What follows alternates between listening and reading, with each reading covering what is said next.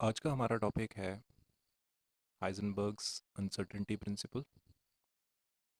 इससे पहले जो हमने प्रिंसिपल पढ़ा वो था डी ब्रॉय का प्रिंसिपल, जिसे हम डी ब्रॉय हाइपोथेसिस भी कहते हैं।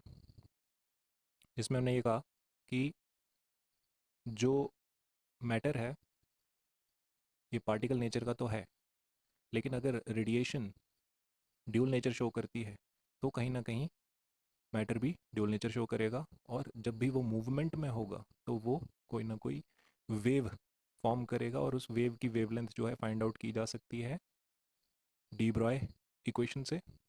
ठीक है, और उस वेव को क्या कहते हैं? Matter wave.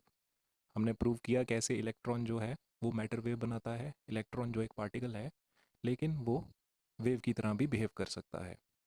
तो हमें जो इक्वेशन मिली वो lambda is equal to H by P. P यानी मोमेंटम। तो मोमेंटम किसी मैटर का होता है और वेवलेंथ किसी वेव की होती है। तो लैम्डा और पी को एसोसिएट करने वाली एक इक्वेशन डिब्रॉय ने दी थी। वो एक हाइपोथेसिस थी, सिर्फ इसलिए उसे हाइपोथेसिस कहा जाता है। हाइपोथेसिस मतलब उसे एक्सपेरिमेंटली डेब्रॉय ने प्रूव नहीं किया था, उसे बाद में प्रूव किया था जर्मन और डेविसन नाम के दो साइंटिस्ट ने।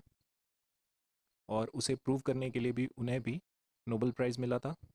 डेब्रॉय को भी ये इक्वेशन के लिए या ये हाइपोथेसिस के लिए नोबेल प्राइज़ मिला था। ओके, तो हमने देखा मैटर कैसे ड्यूल नेचर शो कर सकता है, रेडिएशन कैसे ड्यूल नेचर शो कर सकती है। आज हम जिस प्रिंसिपल की बात करने वाले हैं वो है हाइजेनबर्ग्स अनसर्टेनिटी प्रिंसिपल। अनसर्टेनिटी का मतलब होता है जो चीज़ पूरी तरह से पक्की ना हो, यानी जिस चीज़ का हम पूरी तरह से प्रिडिक्शन ना कर सकें उसे अनसर्टन कहा जाएगा। अनसर्टेनिटी का डिक्शनरी मीनिंग यही होगा।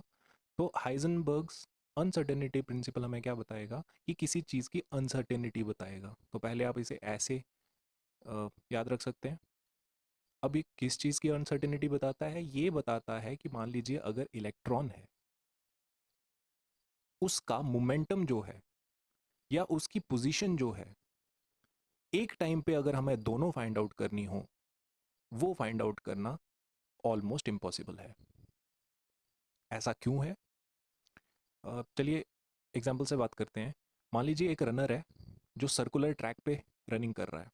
ठीक है, एक फुली ग्रोन इंसान है जिसे हम देख सकते हैं, वो एक सर्कुलर ट्रैक पे रनिंग कर रहा है। अगर हमें उस किसी एक मोमेंट पे, मान लीजिए उसे 10 मिनट लगे वो कंप्लीट करने में, तो जब 2 मिनट हुए थे, ठीक है, एक लैप पूरी करने में उसे 10 मिनट लगे, तो जब 2 मिनट हुए थे, 2 मिनट जब टाइम हुआ था लैप का, या जब वो रनिंग कर रहे थे, उस 2 मिनट वाले पॉइंट पे वो रनर कौन सी पोजीशन पे था, ये फाइंड आउट करना क्या पॉसिबल है? बिल्कुल पॉसिबल है, क्योंकि हम क्या करेंगे, हम देखेंगे वो किस पोजीशन पे था। उस पोजीशन पे हम उसे देख सकते हैं ना, और उस देखने से हम ये भी प्रिडिक्ट कर सकते हैं कि इस जगह पे हम कोई भी इंस्ट्रूमेंट यूज़ करके उसकी वेलोसिटी या उसकी स्पीड जो है वो फाइंड आउट कर सकते हैं। तो हम एक फुली ग्रोन इंसान को प्रिडिक्ट कर सकते हैं वो किस टाइम पे कौन सी जगह पे था और कितनी स्पीड से मूव कर रहा था। क्यों? क्योंकि हम उसे देख सकते हैं। आप इसे ज़रूर याद रखें, हम उसे देख सकते हैं। ठीक है, अब हम इलेक्ट्रॉन की बात करते हैं। क्या हम इलेक्ट्रॉन को ढूंढ सकते हैं? या इलेक्ट्रॉन जब घूम रहा है एक ऑर्बिटल में, तो क्या हम बता सकते हैं वो कौन सी जगह पे है? मे बी हम बता सकें, लेकिन क्या हम उसी टाइम पे ये भी बता सकते हैं कि इस टाइम पे कितनी तेजी से घूम रहा है? ठीक है, और ये किस जगह पे है और कितनी तेजी से चल रहा है? इन दोनों के बीच का रिलेशनशिप जो है फाइंड आउट करना वो मुश्किल है। तो हाइजेनबर्ग ने यही कहा कि एक इलेक्ट्रॉन की एग्जैक्ट पोजीशन और एग्जैक्ट मोमेंटम साइमल्टेनियसली, ठीक है, साइमल्टेनियसली बोल रहा हूँ, एक ही टाइम पे वो कौन सी जगह पे था और किस मोमेंटम से वो मूव कर रहा था, ये बताना बहुत ज़्यादा अनप्रिडिक्टेबल है। ठीक है, तो ये अनप्रिडिक्टेबिलिटी है, हम नहीं बता सकते। और इसका रीज़न क्या है? उन्होंने कहा कि मान लीजिए अगर हम एक इलेक्ट्रॉन को बताना चाहें वो किस पोजीशन पे है, तो उसके लिए ऑब्वियसली हमें उसे देखना पड़ेगा, इसीलिए मैं देखना वर्ड पे ज़्यादा फोकस कर रहा था। हमें उसे देखना पड़ेगा, और देखने के लिए क्या ज़रूरी है? लाइट, है ना? लाइट उस पर गिरेगी तभी तो हम उसे देख पाएंगे। तो जब हम उस पर इंसिडेंट करते हैं, लाइट पे, एक इलेक्ट्रॉन पे जब हम लाइट इंसिडेंट करते हैं, तो फोटोन टकराता है इलेक्ट्रॉन से, और फोटोन और इलेक्ट्रॉन ऑलमोस्ट सेम ही साइज के हैं, ठीक है, क्योंकि माइक्रोस्कोपिक है ना, दोनों ही बहुत छोटे पार्टिकल्स हैं। तो जब फोटोन इलेक्ट्रॉन से टकराता है तो वो उसमें अपना मोमेंटम ऐड कर देता है। तो उस पॉइंट पे हम देख तो पाएंगे कि इलेक्ट्रॉन किस जगह पे है, लेकिन हम ये नहीं प्रिडिक्ट कर पाएंगे कि उस जगह पे उसका मोमेंटम कितना था, क्योंकि उसके इनिशियल मोमेंटम में अब फोटोन का मोमेंटम ऐड हो गया उसके टकराने से, तो वो और तेज़ी से घूमने लगेगा ना, ठीक है। तो उसका पोजीशन अगर हम फाइंड आउट कर दें, तो उसका मोमेंटम फाइंड आउट करना मुश्किल हो जाएगा। क्यों? क्योंकि उसे देखना पड़ेगा ना, पोजीशन कौन सी जगह पे, उसके लिए देखना पड़ेगा, और देखने के लिए लाइट ज़रूरी है, और लाइट अगर उस पर इंसिडेंट की तो फोटोन इलेक्ट्रॉन से टकरा के उसका मोमेंटम चेंज कर देगा, तो उसका मोमेंटम प्रिडिक्ट करना मुश्किल हो जाएगा। अगर हम सिर्फ मोमेंटम प्रिडिक्ट करने की बात करें तो हम पोजीशन नहीं बता पाएंगे कि वो किस जगह पे है, क्योंकि हम उसे देख नहीं पाएंगे ना, ठीक है। तो ये एक डिलेमा है, ठीक है, ये एक प्रॉब्लम है जो क्रिएट होती है कि हम इलेक्ट्रॉन की साइमल्टेनियसली मोमेंटम और उसकी पोजीशन नहीं बता सकते। यही हाइजेनबर्ग्स अनसर्टेनिटी प्रिंसिपल है, ठीक है। ये कहता है it is impossible to measure simultaneously both the position and velocity और momentum of a microscopic particle, हमने इलेक्ट्रॉन की एग्जांपल ली, ठीक है, with absolute certainty. Absolute certainty से नहीं बता सकते हम, हमें कुछ प्रिडिक्ट करना पड़ेगा, ठीक है, यानी अनसर्टेनिटी रहेगी तो एक्यूरेसी नहीं है बिल्कुल भी। So it is impossible to predict simultaneously the velocity और the momentum of a microscopic particle along with its position at the same time। मैंने आपको बता दिया क्यों पॉसिबल नहीं है, या हाइजेनबर्ग ने हमें बताया क्यों पॉसिबल नहीं है, और उन्होंने, मैंने आपको इसकी प्रिंसिपल भी बता दिया कि ये क्या कहता है, अनसर्टेनिटी प्रिंसिपल। इसकी एक इक्वेशन है, वो इक्वेशन क्या कहती है हम उसकी बात करते हैं। अगर हम सिंपल भाषा में बात करें तो हाइजेनबर्ग की अनसर्टेनिटी प्रिंसिपल ये कहता है कि अगर हम अनसर्टेनिटी इन पोजीशन को मल्टीप्लाई कर दें अनसर्टेनिटी इन मोमेंटम से, तो मिनिमम, ध्यान से सुनिएगा, मिनिमम अनसर्टेनिटी का अमाउंट कितना होगा? वो होगा h/4π, ठीक है, मिनिमम इतना होगा, और उससे ज़्यादा भी हो सकता है।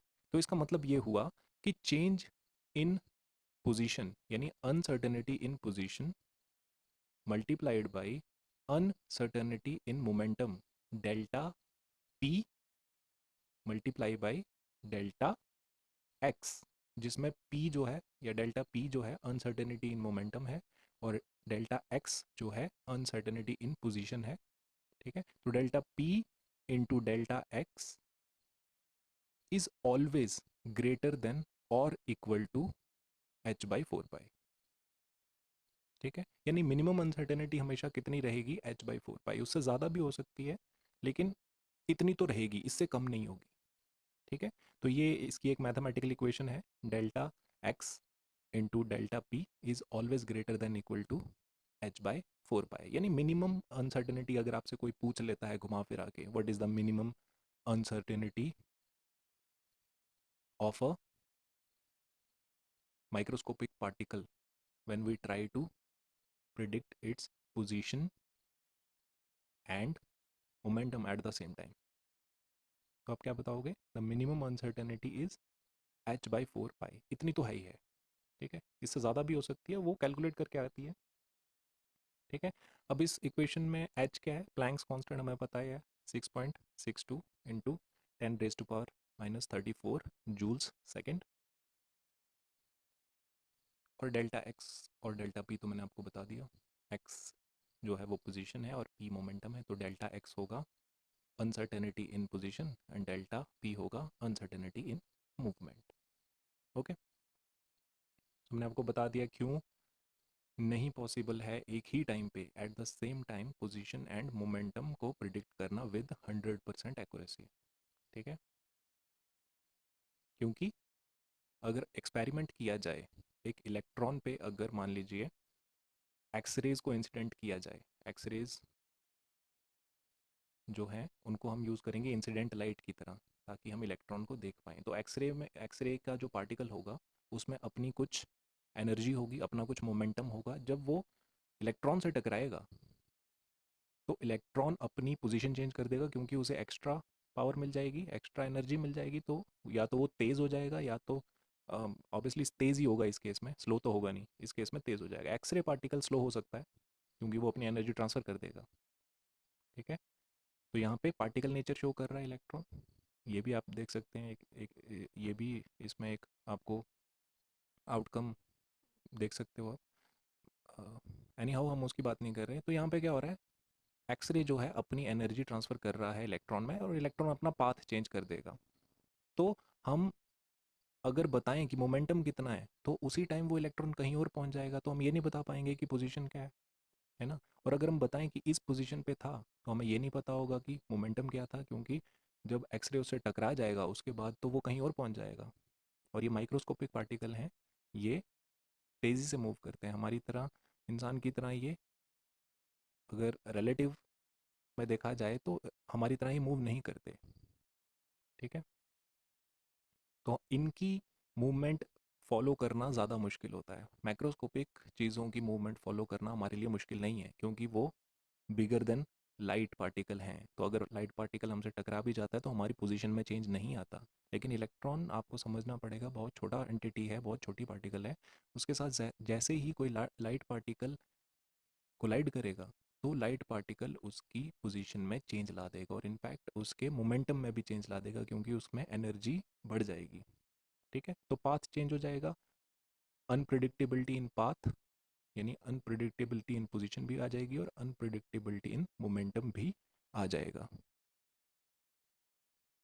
अगर हम इक्वेशन यूज़ करके, मान लीजिए हम इक्वेशन यूज़ करते हैं delta x into delta p greater than equal to H by 4 pi. अगर हम इस इक्वेशन को यूज़ करके कोई एक चीज़ निकालना चाहें, मान लीजिए डेल्टा एक्स, यानी पोजीशन निकालना चाहें, तो हम ये मानेंगे कि चेंज इन मोमेंटम ज़ीरो है ना। और चेंज इन मोमेंटम अगर दूसरी तरफ हम इक्वालिटी के साइन के दूसरी तरफ ले जाएं, तो जो चेंज इन मोमेंटम है डेल्टा पी, वो इक्वालिटी के दूसरी तरफ जाके डिवाइड में चले जाएगा, यानी डेल्टा पी जो है वो नीचे आ जाएगा h by 4 pi divided by delta p. तो डेल्टा पी हमने ज़ीरो मान लिया, हमने मोमेंटम ज़ीरो माना है, तो डिवाइड में सब कुछ ज़ीरो हो जाएगा। तो और anything divided by zero is infinity. हम उसको डिवाइड ही, हम किसी चीज़ को ज़ीरो से डिवाइड नहीं कर सकते। अब ये क्या लॉजिक है, ये आपको मैथ में ही पता लगेगा, हम उसकी बात यहाँ पे नहीं करेंगे ये। लेकिन इसके पीछे एक बहुत बड़ा लॉजिक है कि किसी भी चीज़ को ज़ीरो से डिवाइड क्यों नहीं किया जा सकता। तो जो भी चीज़ ज़ीरो से डिवाइड होती है उसे इन्फिनिटी मान लिया जाता है। ठीक है, तो यहाँ पे क्या होगा, डेल्टा एक्स इन्फिनिटी हो जाएगा। Delta x will be greater than equal to infinity, मतलब चेंज इन पोजीशन इनफाइनाइट हो जाएगा। और वैसे ही अगर हम चेंज इन पोजीशन को ज़ीरो मान लें, तो वो इक्वालिटी की दूसरी तरफ जाके डिवाइड में चले जाएगी, और anything divided by zero is infinity. So यहाँ पे डेल्टा पी इनफाइनाइट हो जाएगा। इनफाइनाइट मतलब मोमेंटम जो है greater than equal to infinite, और इन्फिनिटी को तो हम फाइंड ही नहीं कर सकते ना। तो इसका मतलब अगर हम दोनों को एक्यूरेटली कैलकुलेट करने की कोशिश करें एट द सेम टाइम, वो पॉसिबल नहीं है। ओके, क्योंकि कुछ ना कुछ तो वैल्यू दोनों की चेंज होगी फोटोन का पार्टिकल टकराने से। ओके, सो ये था हाइजेनबर्ग्स अनसर्टेनिटी प्रिंसिपल। हमने इसको मैथमेटिकली भी एक्सप्लेन किया, हमने इसको थेरेटिकली भी एक्सप्लेन किया, और हमने बताया कि कैसे एक माइक्रोस्कोपिकल पार्टिकल की पोजीशन और मोमेंटम एक टाइम पे दोनों प्रिडिक्ट नहीं की जा सकती। ठीक है, और हाइजेनबर्ग ने इसके लिए एक इक्वेशन भी दी, हमने उसकी भी बात की। और कैसे अगर हम दोनों में से एक एंटिटी को भी ज़ीरो मान लें, इन एनी केस हम नहीं प्रिडिक्ट कर पाएंगे दोनों को एक टाइम पे, दोनों की एक टाइम पे वैल्यू नहीं हम बता पाएंगे। यही इस पूरे प्रिंसिपल का लॉजिक था जिसकी हमने बात कर दी। अब हमने इस्टेब्लिश कर दिया है कि मैटर और रेडिएशन ड्यूल नेचर की होती हैं, ठीक है। रेडिएशन की ड्यूल नेचर बताने के लिए दो प्रिंसिपल्स की हमने बात की थी, या दो थ्योरीज की हमने बात की थी, मैक्सवेल थ्योरी और मैक्स प्लैंक थ्योरी, जिन दोनों को मिला के बाद में आइंस्टाइन ने बताया कि रेडिएशन ड्यूल नेचर शो करती है। और वैसे ही मैटर का ड्यूल नेचर शो करने के लिए हमने जिस प्रिंसिपल की बात की थी वो था डे ब्रॉय हाइपोथेसिस। उसने बताया हमें कि कैसे एक फोटोन जो है वो पार्टिकल है और कैसे वो वेव की तरह भी बिहेव करता है, या कैसे एक इलेक्ट्रॉन पार्टिकल है और कैसे वो वेव की तरह बिहेव करता है। हमने उसकी वेवलेंथ निकाल के देखी थी। तो वेवलेंथ किसकी होती है? एक पार्टिकल की होती है। और वहीं पे हमने मोमेंटम भी देखा था।